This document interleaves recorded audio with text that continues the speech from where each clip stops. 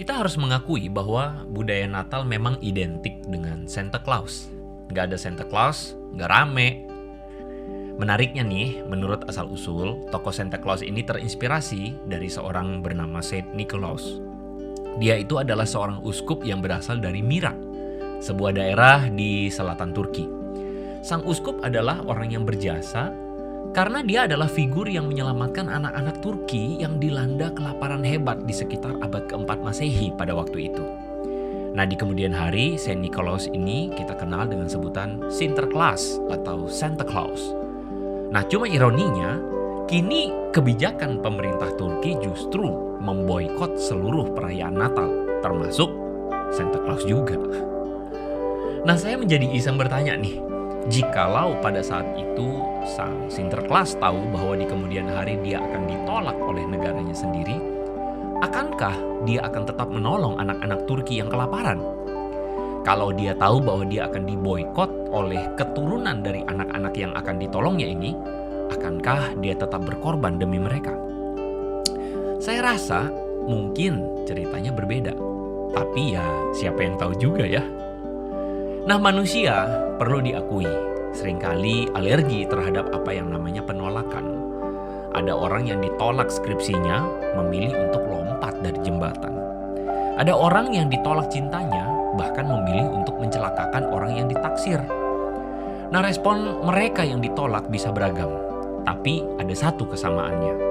Manusia itu tidak suka ditolak. Orang yang ditolak cenderung menarik diri, bahkan meninggalkan atau tidak lagi memperdulikan orang yang menolaknya. Maka patutlah di momen Natal ini kita bertanya, bagaimana jika Tuhan yang ditolak? Yohanes pasal 1 ayat 11 mengatakan dengan jelas, Ia, Yesus, datang kepada milik kepunyaannya, tetapi orang-orang kepunyaannya itu tidak menerimanya. Ayat ini jelas bahwa Yesus mengatakan Yesus itu ditolak oleh dunia yang diciptakannya. Bahkan kalau kita melihat konteksnya, mereka yang menolak Sang Anak Allah justru adalah mereka yang menyebut dirinya kaum keturunan Israel, keturunan Abraham. Mereka yang paling sering menolak dia adalah kaum beragama. Mereka yang paling sering mengklaim diri sebagai golongan yang dekat dengan Tuhan.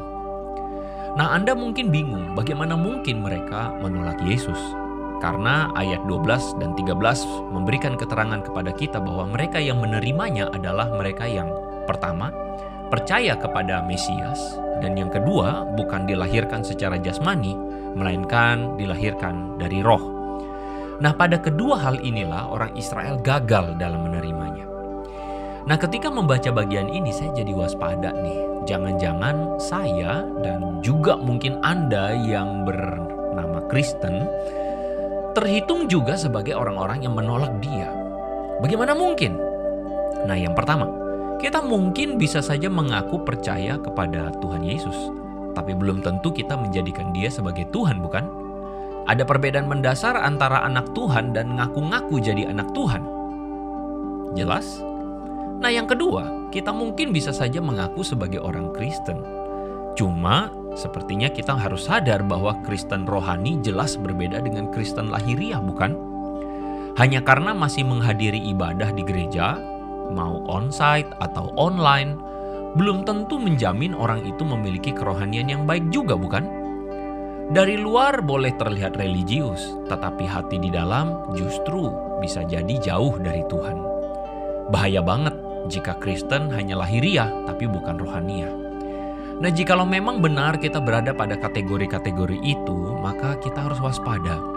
Jangan-jangan kita pun sebenarnya menolak Kristus tanpa sadar, meski kita menyebut diri sebagai seorang Kristen. Nah, saya berpikir Allah kita rupanya adalah Allah yang punya sejarah, layak untuk disebut Allah yang tertolak. Sorry ya, mungkin kurang ajar nih kedengarannya. Bagaimana tidak? Allah kita adalah Allah yang ditolak oleh umatnya sejak penciptaan. Adam dan Hawa yang diciptakan seharusnya menjadi wakilnya Allah, malah berakhir dengan upaya untuk menjadi sama seperti Allah. Manusia jatuh dalam dosa, memberontak terhadap pencipta, mereka menolak dia. Kejadian pasal 11 menceritakan pada kita bahwa sejarah manusia tercatat secara gotong royong pernah membangun sebuah menara agar mereka mendapatkan nama, seakan-akan ingin menandingi Allah juga. Allah yang mencipta ditolak sebagai Tuhan. Nah, tidak cukup sampai di situ. Sejak zaman hakim-hakim sampai zaman raja-raja, mereka pun menolak Allah. Hidup serong, menyembah berhala. Bahkan tentang hal ini, Allah pernah berkata kepada Samuel yang panas hati waktu Israel minta seorang raja. Tuhan bilang begini, "Bukan kamu Samuel yang mereka tolak, melainkan akulah yang mereka tolak sebagai raja dalam hidup mereka." Miris bukan? Maka pantaslah buat saya untuk mencap bahwa Allah kita itu tertolak oleh umatnya. Allah kita adalah Allah yang berkali-kali, beratus-ratus kali, beribu-ribu kali ditolak oleh umatnya. Lalu pertanyaannya, mengapa Allah justru memberikan putranya untuk ditolak oleh dunia? Mengapa sang putra Allah, sang kesayangan sorga, lahir menjadi manusia lemah untuk semata-mata ditolak, diolok-olok, dianggap rendah, bahkan mati di kayu salib bagi mereka yang menolak? Anda dan saya bukan? Yohanes pasal 3 ayat 16 mengatakan kepada kita, karena begitu besar kasih Allah. Titik. Karena begitu besar kasih Allah. Ini adalah istilah yang paling sederhana sekaligus paling kompleks dalam memberikan jawaban bagi kita mengapa Dia tetap mengasihi kita yang berkali-kali menolak Dia. Dapatkah Anda menyalami perasaan Tuhan yang tertolak oleh umatnya? Tapi oleh karena kasih yang begitu besar itu, Dia tetap memberikan dirinya kepada kita. Maka saya rasa patutlah kita memberikan respon yang layak bagi Yesus di momen Natal ini. Mari kita menerimanya dan bukan menolaknya. Gimana sih caranya? Pertama, jadi terimalah Dia sebagai Tuhan dalam hidup kita. Pastikan bahwa kita bukan hanya ngaku-ngaku sebagai orang percaya Yesus, melainkan betul-betul kita menuhankan Dia dalam hidup kita, dalam pilihan hidup kita, dalam keputusan kita, masa depan kita, bahkan dalam keluarga kita. Dan yang kedua, pastikan bahwa kekristenan kita bukan kekristenan yang sifatnya hanya jasmani doang, melainkan kekristenan kita bertumbuh secara rohani, mengalami peningkatan kualitas dalam hubungan bersama Tuhan, dan juga menghasilkan buah-buah pertobatan dalam pikiran, perkataan, dan tindakan kita.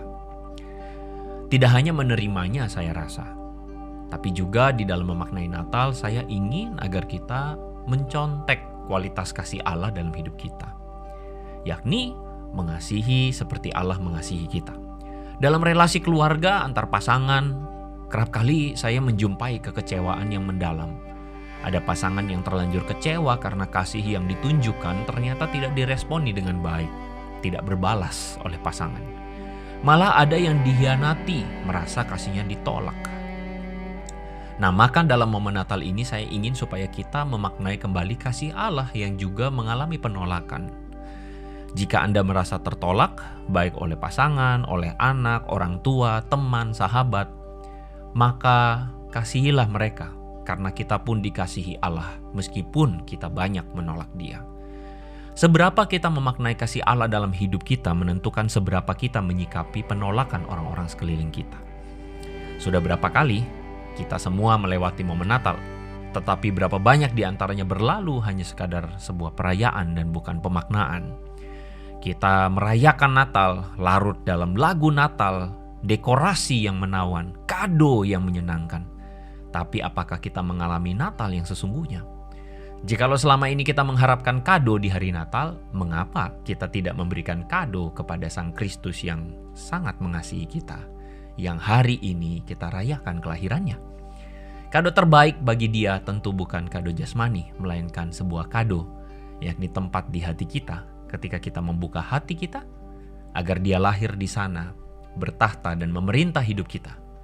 Menerimanya sebagai Tuhan, memberikan diri diperbaharui olehnya, dan mengasihi orang lain sebagaimana kita dikasihi oleh Allah. Semoga Natal ini menjadi Natal yang mengubahkan kita semua. Dari Andre Tunggal untuk Hello God. Stay connect with Hello God. God bless you.